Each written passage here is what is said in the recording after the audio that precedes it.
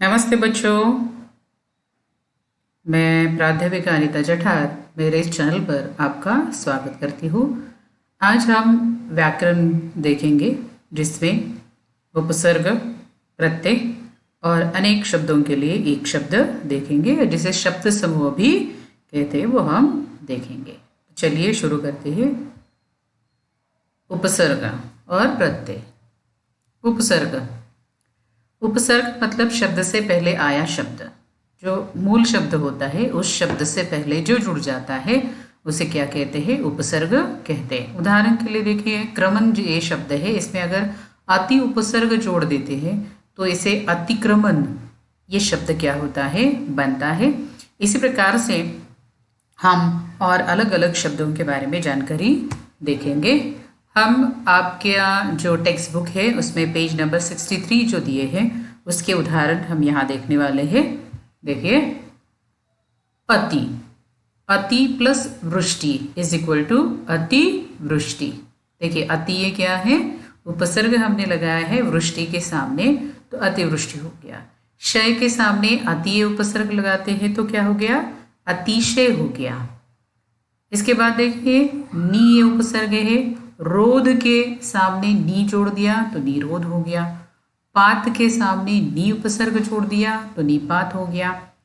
हित के सामने नी उपसर्ग जोड़ दिया तो निहित हो गया। आगे देखिए, परा, जय के सामने पराय उपसर्ग जोड़ दिया तो पराजय हो गया। क्रम, इस शब्द के सामने परा उपसर्ग जोड़ दिया तो पराक्रम हो गया। वी उपसर्ग देखिए, विध्वंस, ध्वंस, इसके पहले वी लगा दिया तो विध्वंस हो गया। कीर्ण, इस शब्द के पहले वी जोड़ दिया तो विकीर्ण हो गया। नायक, इस शब्द से पहले वी जोड़ दिया तो विनायक हो गया। पक्ष, इस शब्द के पहले वी उपसर्ग जोड़ दिया तो हो गया विपक्ष। आगे देखिए, अभि, वादन, इस शब्द से पहले अभि जोड़ दिया तो अभिवादन हो गया।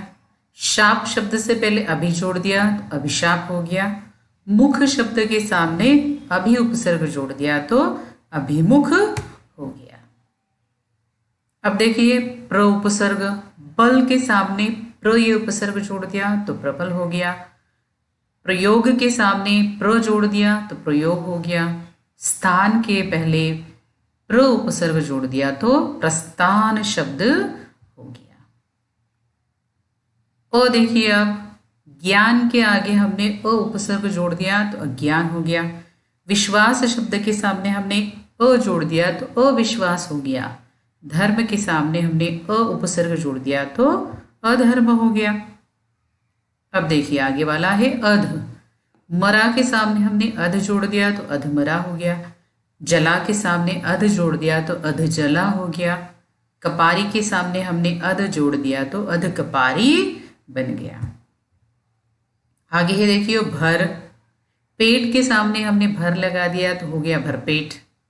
मार के सामने हमने भर उपसर्ग लगा दिया तो हो गया भरमार।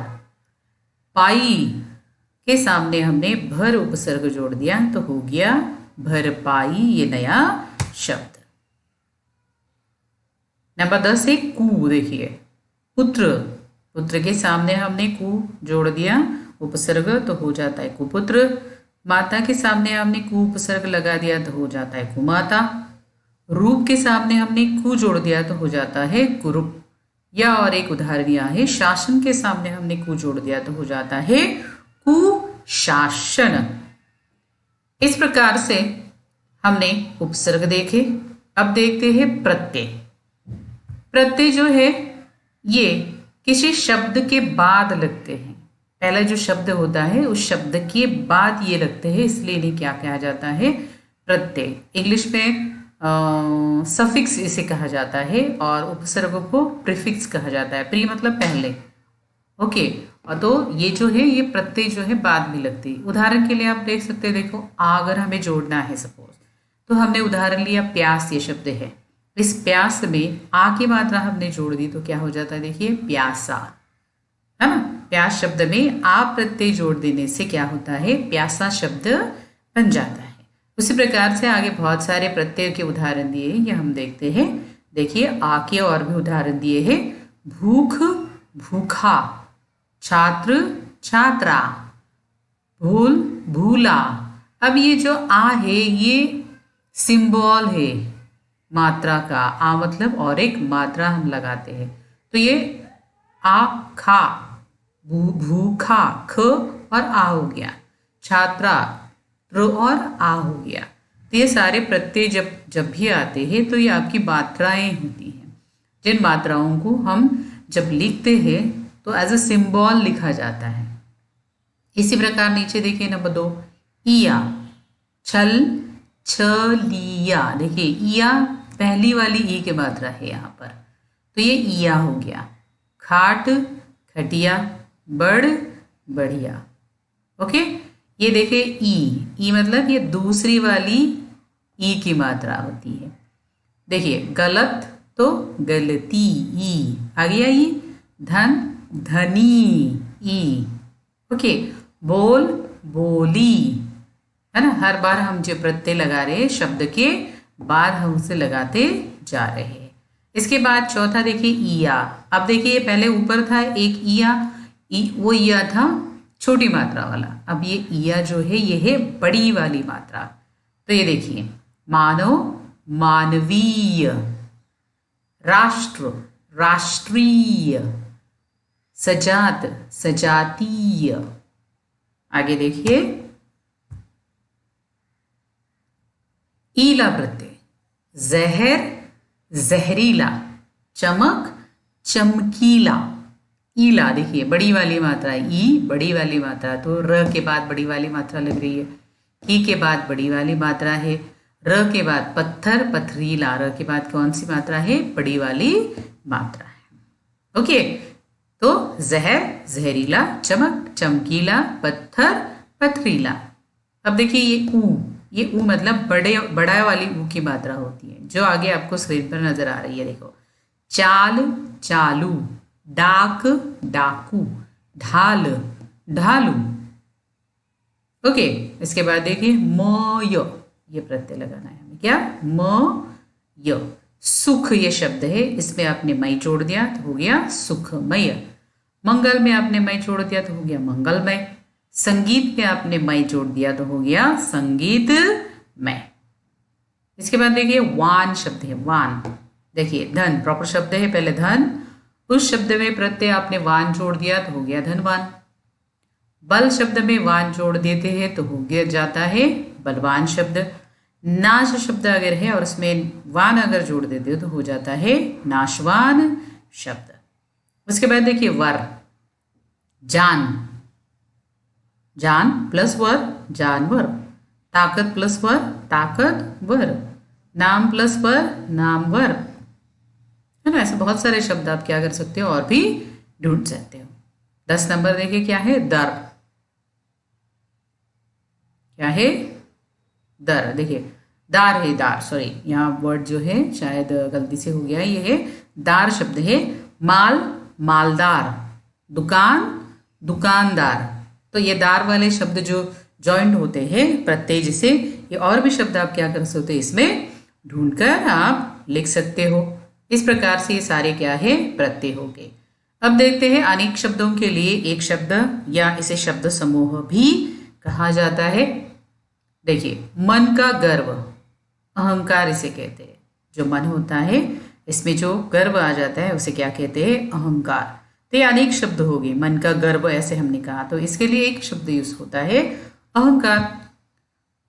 आंतरिक प्रसन्नता, हर्ष, है ना, बहुत खुश हो जाते हो तब उसे क्या कहते हैं, आंतरिक प्रसन्नता। तो इसके लिए एक ही शब्द इस्तेमाल होता है, हर्ष। जिस वस्तु का मूल्य आंका न जा सके वो होती है अमूल्य, जिसका आप मोल ही नहीं लगा सकते हो तो क्या है, अमूल्य। धार्मिक विषयों पर दिया जाने वाला जो व्याख्यान होता है वो प्रवचन होता है। धार्मिक विषयों पर जो व्याख्यान देते हैं उसे क्या कहते हैं, प्रवचन। किसी अच्छे कार्य से प्रसन्न होकर जो राशि दी जाती है, ओके, उसे कहते हैं पुरस्कार, है ना। आपने बहुत अच्छा कुछ काम किया है और प्रसन्न होकर किसी ने आपको कुछ धन राशि दी है तो वो क्या होता है, आपका पुरस्कार कहलाता है। आगे देखिए, प्रिय व्यक्ति की मृत्यु पर प्रकट किया जाने वाला दुख जो होता है उसे शोक कहते हैं। बड़ों के प्रति किया जाने वाला अभिवादन जो है उसे क्या कहा जाता है, प्रणाम कहते हैं। कम व्यय करने वाला जो होता है वो मितव्ययी होता है। व्यय मतलब खर्च करने वाला, ये तो यहाँ पर आप कम खर्च करने वाला भी हो सकता है। अगर ऐसा भी आता है तो भी आपको क्या लिखना होता है, यहाँ मितव्ययी लिखा जाता है। उसके बाद है आकाश को चूमने वाला, गगन चुंबी जिसे कहते हैं। गगन, गगन मतलब आकाश, तो आकाश को चूमने वाला क्या हुआ, गगन चुंबी। जो विधि या कानून के विरुद्ध हो उसे कहते हैं अवैध। जो विधि या कानून के विरुद्ध होता है उसे क्या कहा जाता है, अवैध कहा जाता है। क्षमा के लिए प्रार्थना करने वाला क्या होता है, क्षमा प्रार्थी कहलाता है ना। कभी भूल हो जाती है और उसके लिए आप किसी से क्षमा मांगते हो तो वो क्या हो जाते हैं, आप क्या बन जाते हो, वहाँ क्षमा प्रार्थी बन जाते हो। आगे देखिए, सभ्य पुरुषों का जो आचरण होता है उसे शिष्टाचार कहा जाता है। ठीक है, आगे है मन को हरने वाला, मनोहर। आपका मन देखने के बाद उस पूरा हर जाता है, भूल जाते हैं सब कुछ, इसलिए इसे क्या कहते हैं, मनोहर। जो दिखाई न दे वो होता है अदृश्य। जो दिखाई नहीं देता वो क्या है, अदृश्य। जो खाने योग्य न हो वो होता है अखाद्य। ओके, आपको मैंने ये प्रत्यय और जो उपसर्ग जो बताए हैं या एक शब्द समूह जो बताए हैं तो आपको ये मुझे लगता है समझ में आ गए होंगे। ये आपके परीक्षा की दृष्टि से भी महत्वपूर्ण है, तो इसे अच्छे से आप पूरी तरह से अंत तक वीडियो को देख लीजिए और मेरे इस वीडियो को, मेरे चैनल को लाइक और सब्सक्राइब ज़रूर कीजिए। बेल आइकन अवश्य दबाइए ताकि आने वाले नए वीडियो की नोटिफिकेशन आप तक पहुंचते रहे। तो मिलते हैं और एक नए वीडियो के साथ।